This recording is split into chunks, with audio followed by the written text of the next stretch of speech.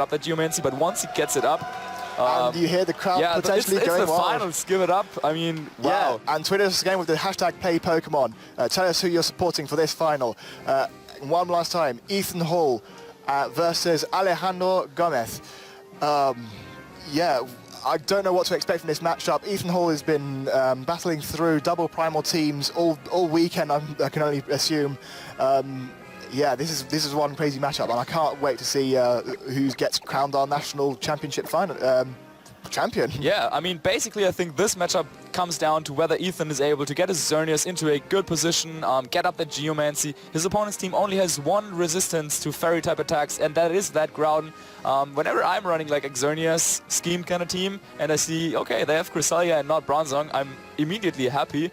We didn't see too many Bronzong here, and Ethan was able to make it through this tournament, so I guess, yeah, he hit those matchups where he could definitely play and contest with their opponents, but Alejandro, of course, being the player he is, I'm sure he has some tricks up his sleeve to stop that Xerneas from, yeah, dealing all the damage. Yes, interesting to see that Alejandro has decided to opt for Cresselia instead of Bronzong, Bronzong being his signature after coming in top 2 in the Glasgow regionals. But here we go. Yeah, Cresselia over Bronzong, a good choice, I would say. Yeah, definitely. Also, the way he plays it, we saw all the moves revealed in the previous set. He does not have Trick Room. He does not have Trick Room? No, he does not have Trick Room. He opts to go for Thunder Wave, Icy Wind, Gravity, and Skill Swap. Yeah, but here we see a very common lead that Ethan Hall has been leading with pretty much every single game I've seen him play. Latios and Groudon, while Alejandro does lead with the Groudon and the Thunderous. The Salamance's Intimidate does activate and does reduce Ethan's Groudon's attack, and also the Latios' attack, but that barely matters. I wouldn't be too surprised if we just saw like a Thunder Wave coming out into that Latios, which is something that William Tansley also tried. However, he was not able to really take those games off of even though with his dual primal teams in the semifinals, it looked like he always had like he was like in control for the entirety of the match, but then at the very end, when Kangaskhan and Xerneas hit the field, like Fake Out Geomancy or Frustration Geomancy, and all of a sudden that Xerneas just wrecked through the team. So yeah, Alejandro, I don't think he was able to see those games, but yeah, I'm pretty sure he has an idea of what is coming there. Yes, especially because Latios is the only, paralyzing the Latios is the only move that Thunderous can really do. It can't really harm the Groudon with Thunderbolt, and Latios is only taking a minuscule amount of damage from Thunderbolts. Yeah, definitely. So I guess just trying to protect the Salamence, and that is what he's going to do, is like the safest play. You don't want to run into a surprise Draco Meteor, and there is the Thunder Wave. Yeah, that confirming a Thunder Wave onto the Latios. The Latios may have gone for the Draco Meteor on the Salamence. But we do see a Psychic right onto the Thunderous. Usually Ethan seems to have gone for the Draco Meteor on protecting Salamences, but Alejandro does proc the Citrus Berry on the Thunderous, and we see a Rock Tomb from the Groudon into the protecting Salamence, which I don't... Yeah, I think he was probably anticipating a switch there instead of that Protect. Because, of course, if he is expecting a Protect, then he could just double up into the Thunderous to get the KO despite the Citrus Berry. Though, I'm not even sure if Rock Tomb would have been enough, but yeah, he could have also gone for Fire Punch if he has that. But yeah, Alejandro can definitely be happy with that turn. He got off that Thunder Wave and didn't take too much damage. I mean, the Citrus Berry is gone now on Thunderous, but Thunderous is not the most useful thing in this situation anyway. He could try to preserve it for later on to get a Thunder Wave off onto the Xerneas, but it'll be tough because you don't really want to switch anything in on that ground. And speaking of switching, we see no switches from either side of the field. The Salamence does decide to Mega Evolve, deciding to not preserve the Intimidate for later. We do see a Double Edge onto the Latios. Will it knock out? And it gets the KO. It does pick up the KO. Latios does go down, and this Thunderous can't really do much to the Groudon. The Thunderbolt's not affecting the Groudon at all. We do see a Fire Punch right into the Thunderous. Does it knock out? The Intimidate barely hangs in there. The Intimidate is paying dividends there, and the Thunderous clings on there with just a slither of health. So Alejandro did not expect, or wasn't sure if whether Double Edge would be enough to knock out that Latios, and he wanted to make things absolutely sure, so he did not think about switching, for example, into his Kyogre, which could have been a good play to keep Thunderous around for later on. But he did not decide to do that, and yeah, now I'm thinking myself, like, what does he have in the bag? If he has both Kyogre and Groudon, then potentially that Xerneas could be really problematic. But because if Thunderous goes down, he does not have any way to contest it in terms of speed. And yep, speaking of it, there is the Xerneas coming in. Yes, the Xerneas has come in, but it is still a little bit threatened by the Thunder Wave. Yeah, definitely, but something he could do is, for example, just protect Xerneas and switch out the Groudon into either the Kangaskhan or the Amoonguss, depending on what he chose to bring in the back. And yeah, Alejandro has to like make a read and catch that switch if he wants to like prevent that Xerneas engine to start. Yeah, I mean, Ethan does also run into the risk of having the Thunderous protect on his own protect. Yeah, but of course, if he switches into Amoonguss or Kangaskhan, then he can go for Rage Powder or Fake Out. But actually, he decides to withdraw the Xerneas. Okay, I'm not sure if Alejandro is too happy with that play. Yeah, there seems to be a bit of a... yeah, we do see a Protect burning on the Thunderous. Very cleverly done by Ethan. We do see a Hyper Voice. It's going to do a hefty chunk to both of these Pokemon. About the same amounts, and a very good prediction from Ethan's end. Wow, going for what the a Rock risky Tomb. play though from Alejandro. He did not care about that Xerneas at all. He was so sure that that was going to go for that Protect that I mentioned earlier. And he also wanted to have his Thunderous around for a little longer. So yeah, with that Hyper Voice, for example, if Ethan's last Pokemon was Amoonguss and not that Kangaskhan, then that would have done a lot of damage. And yeah, he could have knocked it out the next hit probably. But yeah, the Rock Tomb coming out on the Salamence, so good play on Ethan as well. So yeah, both players, yeah, I don't know, still trying to look for that crucial moment where they can really swing this battle in their favor. Yeah, and Salamence does withdraw as it is now slower than the Kangaskhan. The Thunderous is in Fake Out range, so maybe it wants to switch out as well to preserve the Thunder Wave for Cresselia later. But we do see the Kangaskhan Mega Evolving. It is... both of these targets are good Fake Out targets, and we see a Thunder Wave. We don't see a move at all from the Kangaskhan. Yeah, no Fake Out coming out, and yeah, as I mentioned, Alejandro actually did bring that Cresselia to have some sort of speed control against the Xerneas potentially, but just the frustration coming out. So yeah, he was probably anticipating a protect here, a switch here, but nope, didn't happen. Now he just basically took that Thunder Wave for free, and Cresselia's Levitate makes it avoid that Precipice Blades, and yeah, what a great turn for Alejandro. Yeah, it is a good turn for Alex, but Ethan still has that Xerneas in the back. It is at full health, it is very, very bulky, and, you know, the Thunderous is now gone, so... Yeah, it's really important to see whether he brought his Groudon or the Kyogre in the back. I would assume that it has to be that Groudon, but if he has Kyogre, then Xerneas can definitely pull through this game. Groudon, however, yeah, it is like it resists the Fairy type attacks coming out from Xerneas, and yeah, can have like Precipice Blades and Fire Punch to do a lot of damage. But yeah, then again, we saw Ethan's Xerneas take physical attacks pretty well. Yes, this Salamence is at risk of getting Sucker Punched by the Kangaskhan, and a Rock Tomb will also knock it out. Yeah, so will be a tough turn. Alejandro probably trying to get off some more sort of speed control on the Cresselia, but he doesn't want to lose too much HP on it before the Xerneas hits the field. So a very interesting situation. And we do see the Sucker Punch from the Kangaskhan onto the Salamence. Does not quite knock it out. So even with the critical hit. Very, very close. Salamence does go for a double edge. The double edge will go into the Kangaskhan, will probably knock it out, but it does knock itself out in the recall, most likely. Yes, we do see the HP bar drop down, and both Megas are down. The Groudon hasn't even moved yet. What does the Groudon go for? Cresselia does go for the Icy Wind, meaning Alejandro, the Icy Wind misses, and Alejandro's Primal Groudon will probably not be able to outspeed next turn, and the Rock Tomb goes into Cresselia, dropping its speed, but that doesn't matter as much. Wow, and all of a sudden we're finding ourselves in a situation where it can definitely still go either way, but Ethan definitely was able to put himself into a position where he now has the Xerneas on the field. He has the Groudon. Fortunately for him, that Icy Wind did not hit, so now his Groudon potentially able, just as you said, to hit that Precipice Blades against your opposing Groudon.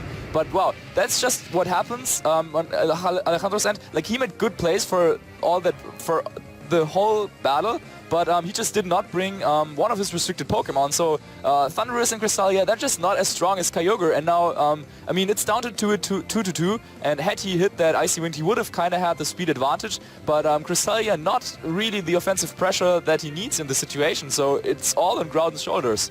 Yeah, and although Alejandro does have the skill swap option to give Groudon Levitate, Cresselia is very, very slow at this point, especially after the Rock Tomb. Yeah, and he just goes for the Geomancy. Okay, he does not want to try and, I don't know, go for a Moonblast and Precipice Blades to potentially knock out the ground. He wants to go for that Geomancy. Basically just doubling its special attack stat, like the special defense and speed don't matter too much, potentially. Let's see what that Cresselia will go for, though. We do see a Precipice Blades from the Groudon. It's going to do a lot of damage to the opposing Groudon. And it is enough to knock out Groudon. And maybe a single target the next time could be just enough to knock out the Xerneas. Yeah, Thunder Wave. And we see a Thunder Wave from the Cresselia as well. Multiple forms of speed control on Alex's Cresselia. I think Alex will be able to take this game from now on. Yeah, definitely. A Fire Punch should be a safe bet, or Gravity, Precipice Blades. Wow, Ethan playing as well as he did in the end. That Cresselia that I mentioned, yeah, Alejandro, he had the Thundurus in his lead to make sure that he could slow down the Latios, but in the end, another Thunder Wave Pokemon in Cresselia, and that Fire Punch is enough. 1-0 to Alejandro from Spain. Congratulations to Alex to win that first game in that best-of-3 set. Wow. And to add that to his career, while Ethan Hall, he has the chance to basically, I mean, he has already made a name for himself in this tournament, but he could make the upset happen and also beat the favorite Alejandro in this final if he is able to close out the next 2 games. But here we go. The first game starts off, and yeah, I mean, will Alex lead again with the same leads? I mean, Ethan has been leading the same thing against double primals pretty much all the time. There exactly, it is. Here we go. Latios and Groudon again. And what do we see from Alejandro Gómez's end? Thundurus and Groudon, switching it up a little bit. The Groudon mirrors might be a little bit unappreciated by both of these players, but the Latios again is the prime Thunder Wave target for Alejandro. Yeah, but Ethan now has the possibility. He sees, okay, Groudon is out on the field, so maybe if he can make something happen there, get damage on it so that he can later pick it up with like a boosted Moonblast or even a Dazzling Gleam. So getting off a Precipice Blades would be really helpful for him, but of course, once again, Alejandro is also aware of that, and will probably just opt to, I don't know, protect his Groudon or maybe even switch out, whereas even his Latios doesn't have too many good options here. He will probably just launch an attack. I was going to say it's got one very good option. It's got a modest Draco Meteor that could very well knock out the Thundurus depending on how Alejandro has trained it. Yeah, I'm not too sure. I remember back in the day, the Thundurus were able to take even the Dragon Gem boosted Draco Meteor, and back then the Draco Meteor's space power was even higher, so I do think Thundurus could take that, but yeah, then again, of course, that would do a lot of damage, and with a double target, he can definitely take out that Thundurus. So Alejandro once again has to think about, okay, do I want to risk losing my Thundurus just for getting that paralysis on the Latios, or is it more valuable to probably like keep it around a little bit and, I don't know, make a protect and switch play or get himself into another position? And as we see, Alejandro does bring his Groudon back from play, not risking any Precipice Blades hits. There it is. I was kind of expecting that. Protects the Thundurus. And a Psychic onto the Thundurus, a Rock Tomb onto the Thundurus as well. A double target, fantastic protect from Alejandro's Great play from Alejandro. His Groudon was, he tried to do anything else there, but yeah, no, you can do that. That is choice luck. So yeah, his Groudon was still at the threat of the Precipice Blades, and since Groudon is so important in this matchup, even though he was kind of anticipating this double up onto the Thundurus, he wanted to make absolutely sure that there was no way that he loses this game. Turn 1, let's say, to Draco Meteor and Precipice Blades onto the Groudon. So the switch in Cresselia makes a lot of sense from a defensive synergy, but also now the fact that he has both his Cresselia and his Thundurus on the field, he can launch like a Thunder Wave as well as an Icy Wind, get himself the speed advantage and so on. So he's looking really strong here. Yeah, and a Kyogre switching would be very, very good as well, because Groudon's only viable options right now would be to Fire Punch. So maybe we could see some predictions there, but we do see the Latios switching out, maybe fearing the Thunder Wave. The Kangaskhan comes anyway, it's going to be able to provide for the fake out pressure, and we see a Thunder Wave onto the Kangaskhan. That Kangaskhan is going to be paralyzed, but the fake out pressure is still there. Meanwhile, this Cresselia goes for the Icy Wind, hitting both targets and speeding and slowing both of them down. Something tells me that Groudon is a little bit slower than that Cresselia because it has moved, it is moving later. But we do see a Rock Tomb onto the Thundurus. It's going to do a decent chunk of damage. is that a critical hit? That was a critical hit. That's big, because even after an Intimidate, Groudon will be able to knock out the Thundurus with yet another Rock Tomb. Yeah, but Thundurus is probably not the most valuable player in this game anymore for Alejandro. It did its job. It was able to get that paralysis on the Kangaskhan, not on the Latios, but then again he also has the Cresselia and potentially, yeah, depending on what he brought in the bag, Kyogre is also not the worst choice against that Choice Scarf Latios. So yeah, Thundurus is probably not as important, but like at the moment there is not too much his Thundurus can do. We know for a fact that his Cresselia does not opt to run Protect, since yeah, most players don't. So he doesn't really have a great way to do damage right now. Whereas Ethan, he could go for a Fake Out, but he could also just say, okay, like I'm just going for Precipice Blades to try to call some switches and a Frustration or something. But he switches out. But we do see the Groudon switching out for the Latios and the Kangaskhan Mega Evolving. One of these targets on Alex's end is probably most likely going to be taking a Fake Out, and it's going to be the I would be surprised if it wasn't the Thundurus after switching in Latios. Yeah, that was a very, very good play by Ethan. Just knocking out the Thundurus. Meanwhile, a skill swap with the Kangaskhan, taking away the parental bond. Very good idea. It means that the Cresselia may not have the Levitate to give to Groudon anymore, but a Groudon with parental bond is not something you really want to face. Yeah, I was about to say, okay, definitely cool to take parental bond, but now, and Salamence is his last Pokemon, so he did not bring Kyogre. Yeah, so taking away parental bond is definitely a good idea, but he loses that option to skill swap Levitate onto his own Groudon. Depending on how this match will work out, I mean, he could skill swap his Groudon regardless, but yeah, parental bond does not affect Precipice Blades. But yeah, we will see how this works out. Salamence definitely a nice switch here, but I think it's pretty obvious, so to say, that he would like to protect Salamence and get off some sort of speed control like Thunder Wave or even Icy Wind to slow down that Latios a little bit. But yeah, maybe Ethan feels confident to just go for that Draco Meteor, and Alejandro, I don't know, maybe predicts the switch and goes for something like a Substitute or just Hyper Voice. This could be an opportunity though. Yeah, I would personally say that Icy Wind would be the safer form of speed control, because even if Ethan does switch, the speed still gets reduced. And he stays in there? Yeah, we see no switches at all. Alejandro Mega Evolves his Salamence, and we see a Protect from the Salamence. Relatively safe play. Maybe Ethan has predicted that and gone for the trick!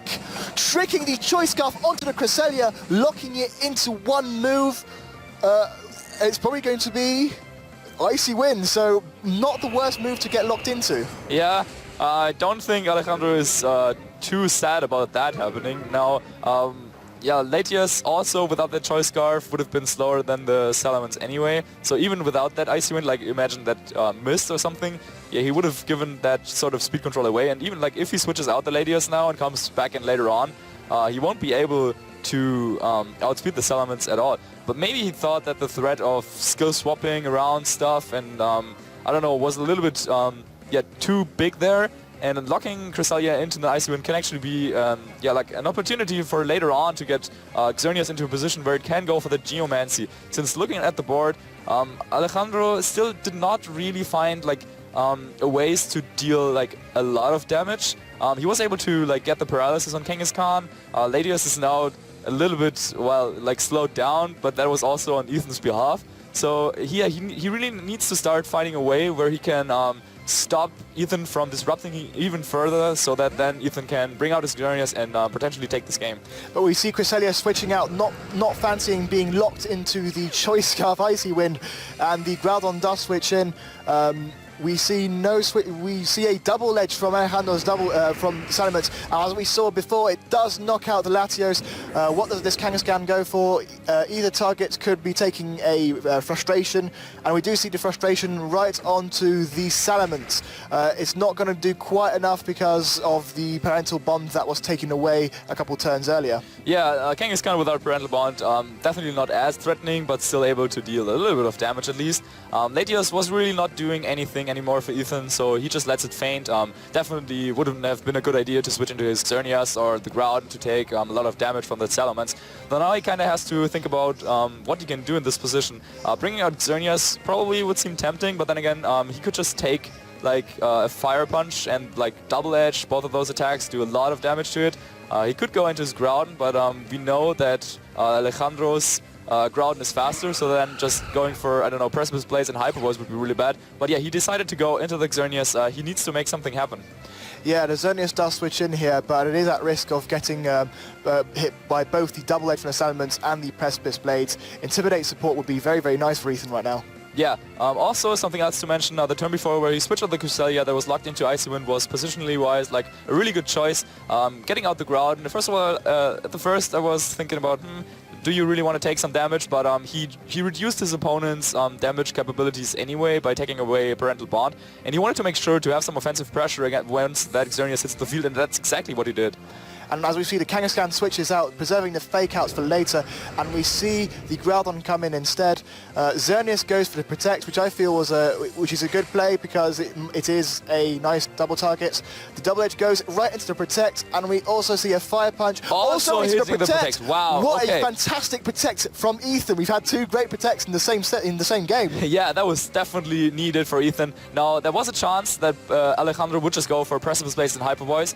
This could have been bad. It could have been also okay if that combination knocked out Groudon, then Kangaskhan could have come in again and he would have been able to say like Fake Out and Geomancy up.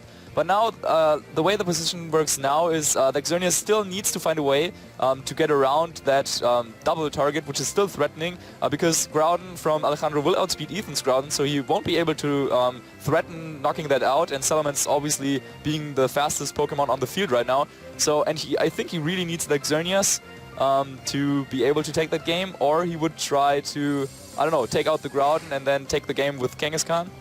We see a Protect from Alejandro's Groudon, and we see a Double Edge onto the Xerneas. Is not going to knock it out, but it's going to do a decent chunk of damage. Yeah, this is risky from Alejandro, but we do see that Dazzling Gleam. Okay.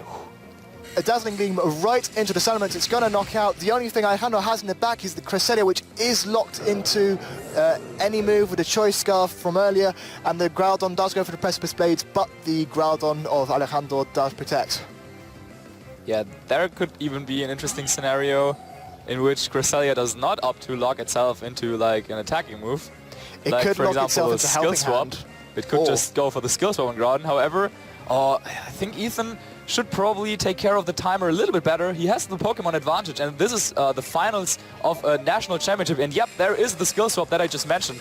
Giving himself that Levitate ability now, making it invulnerable against any ground-type attacks is really helpful in this situation. But we do see a Moonblast trying to do as much damage to the Groudon as possible. With a critical hit, and it's a Swords Dance from the Groudon that is very, very dangerous for Ethan.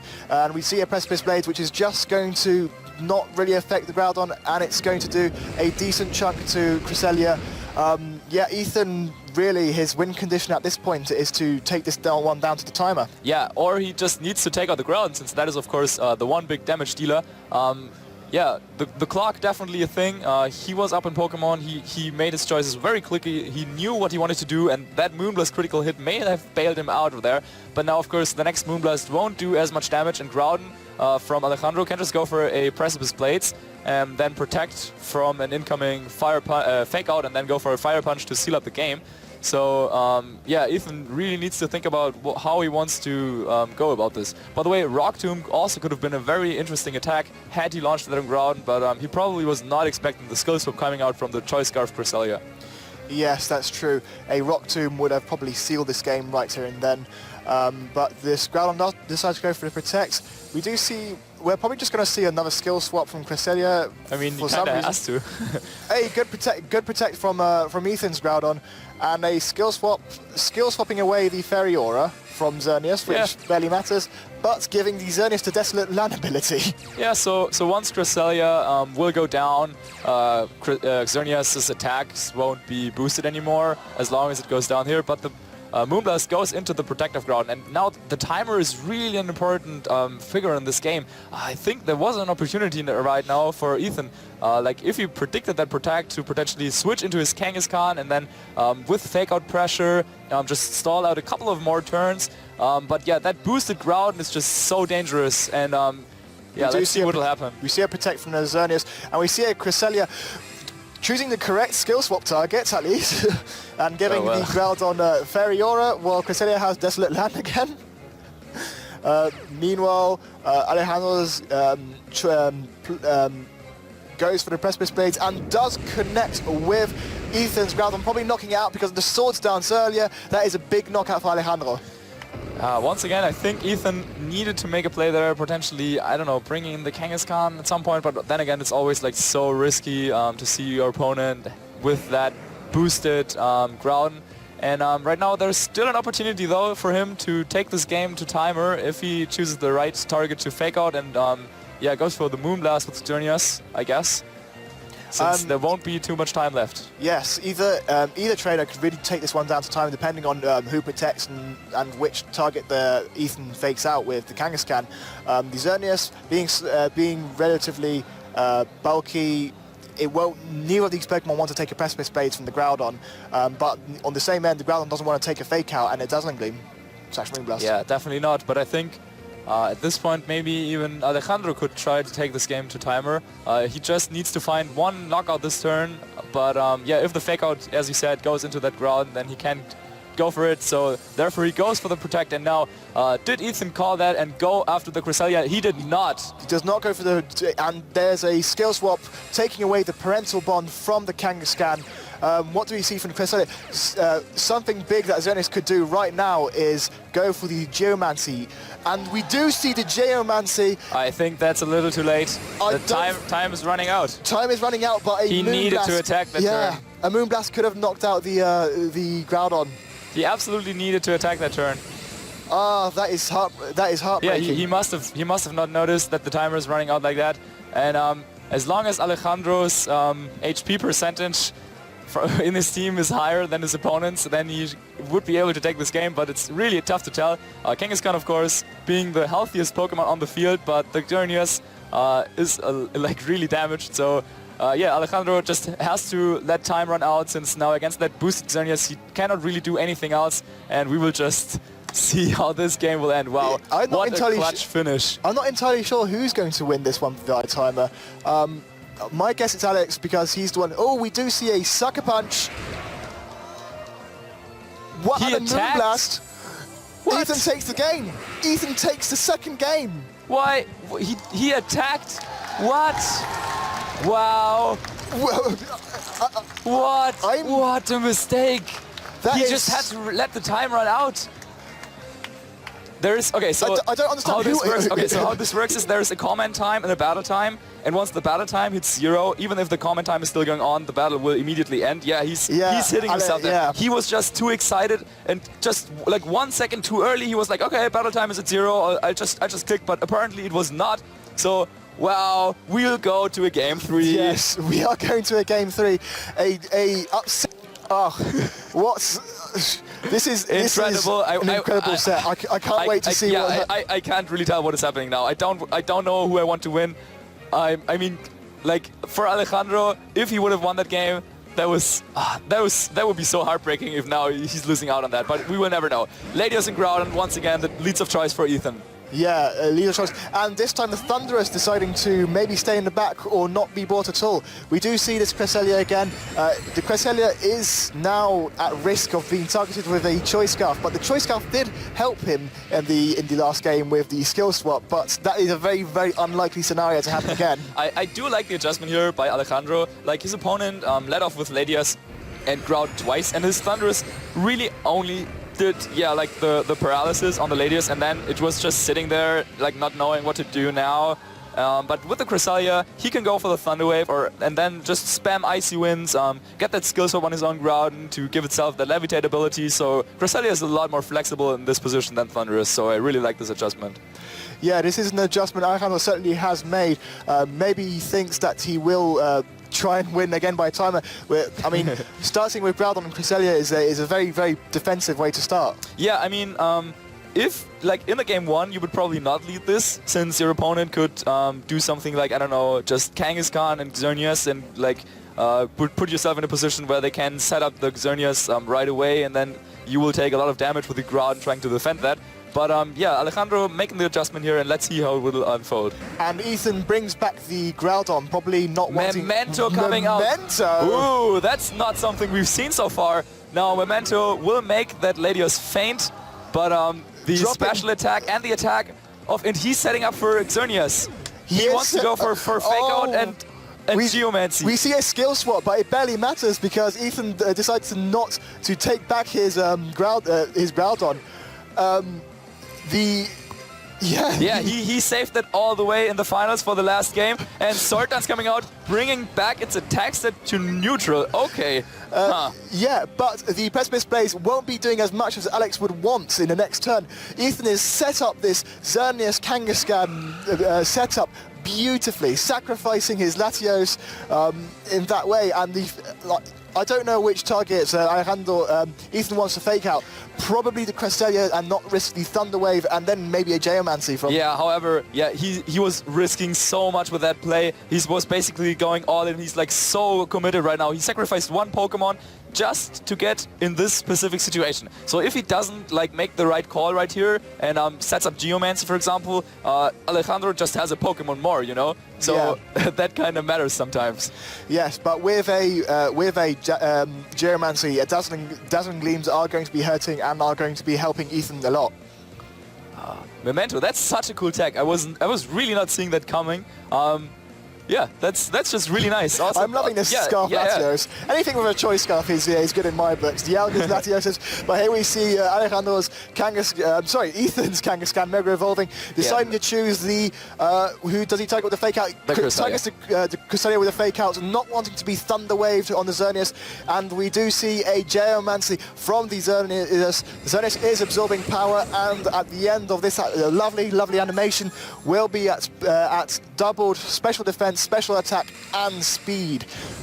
Meanwhile, this Groudon is free to go for a move, but as we saw from the Memento earlier, the Swords Dance doesn't really affect much. Yeah, there wasn't really any point for any other play for Alejandro. He doesn't want to go for Precipice Blades because if he misses this Xerneas, it's probably game over. Also, he doesn't want to try to like go for a Protect here in case Kangaskhan wanted to target down the Groudon, because you have to make sure that you get off either the Thunder Wave or the Fire Punch, so you take down either the speed or the HP of the Xerneas.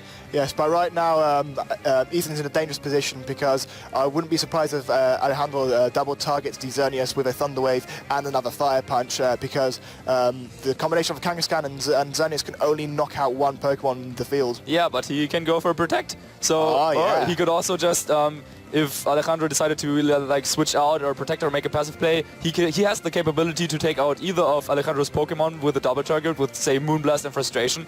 So if Ethan definitely has given himself a chance to take home this title. We get a Moonblast from the Cresselia. Yeah, that is not what you wanted to see here. And a Frustration onto the Cresselia as well, probably knocking it out most likely. What do we see from the Groudon? Do we see a Precipice Blades? He was really hoping to see a Protect there, the Hard Sunlight goes away. Will the Fire Punch, the Precipice Blades... It misses the Xerneas! Oh my gosh! Xerneas being boosted, still hanging in there. Kangaskhan taking around 50% of its health, but that was not the primary target Alejandro was looking for there. Maybe he was calculating for a potential, like, if Xerneas goes down, the sun is gone, then Fire Punch might have not been enough, but... I don't know, it would have been really close. So, but that is such a unique situation. I've never seen that before. Yeah, the Thunderous spells disaster for Ethan though. A Thunder Wave on either target though can really ruin him at this point. Yeah, this miss could have very well cost him the championship, but he's not out yet. He does have his Thunderous. He does have the possibility to go for like a Thunder Wave to slow down the Xerneas. So he did indeed bring both Thunderous and Cresselia, however, this time like in reversed order. But yeah, oh my gosh, Ethan definitely happy with that miss, I would assume. Yeah, and the Thunderous, I don't know how bulky it is, I don't know if it will be able to take a +2 Moonblast, but yeah. Yeah, probably not unless it has the Focus Sash. Ooh, yeah, but we did see the Citrus Berry on it earlier. Yes. But we see the Xerneas protecting. And Alejandro is really happy about this, so I would assume that he went after the Kangaskhan. Oh no, into the Protect, and Kangaskhan does go for the Frustration onto the Thunderous, doing a lot of damage, proccing the Citrus Berry, but will leave the Thunderous at around about -50% health after the second hit. Yeah, just about, and we see a Fire Punch from the Groudon into the Kangaskhan slot, knocking it out. And it's enough, yeah, even without the sun, same type attack bonus, and that Kangaskhan is out of the field. So now Ethan is down to his last two Pokemon. That boosted Xerneas, that brought him all the way to the finals of the UK Pokemon VG National Championships, and it is the ground. Okay. We do see the ground on it. It is a very bulky ground. It will be able to take a Precipice Blades from Alejandro's Groudon, but a Dazzling Gleam should be just about enough to knock out the Thunderous. I think both, if the timer were a little bit lower, one of them could take it now, but I think we will be seeing... yeah, I don't think this one is going down to timer. Not at all. Alejandro has the possibility to go for a Protect with his Groudon and launch the Thunder Wave into his opponent's Xerneas to slow it down. And if he has his own Kyogre in the back this time and switch things up a little bit from that Salamence that he brought into the previous 2 games, then that would be like a fantastic adjustment on his end. But yeah, we don't know about that yet. But yeah, the Xerneas is the biggest danger for Alejandro yet. He tries to go for the double protect, but it fails. Thunder Wave onto the Xerneas. He did not try to protect his own Groudon though, so yeah, that was a possibility for Ethan to just attack with both his Pokemon. And the Precipice Blade's coming out. This time it connects. This time it connects. Will it knock out the Xerneas? The players are already shaking hands. Xerneas goes down. Groudon takes a lot of damage from the Precipice Blades as well. The handshake has come out. I believe Alejandro might be taking this game. Rock Tomb onto the Thunderous, knocking the Thunderous out. It might not matter. It might be a bit too late. Yeah, now we will get confirmation on Alejandro's last Pokemon, if it is that Kyogre. It is the Salamence, but it doesn't matter anymore. The game is over. He has done it. He has become... The game is over. Your VGC UK National Champion is Alejandro Gómez from Spain. What an effort. Definitely deserved. Such a strong player, such a good team in this metagame. He didn't make any mistakes on the whole stream. Like, wow, what a story. Just such a great performance. 573 championship points, second in Europe, 600 more in the bank. That's doubling his championship point score and ending him at about 1,100 and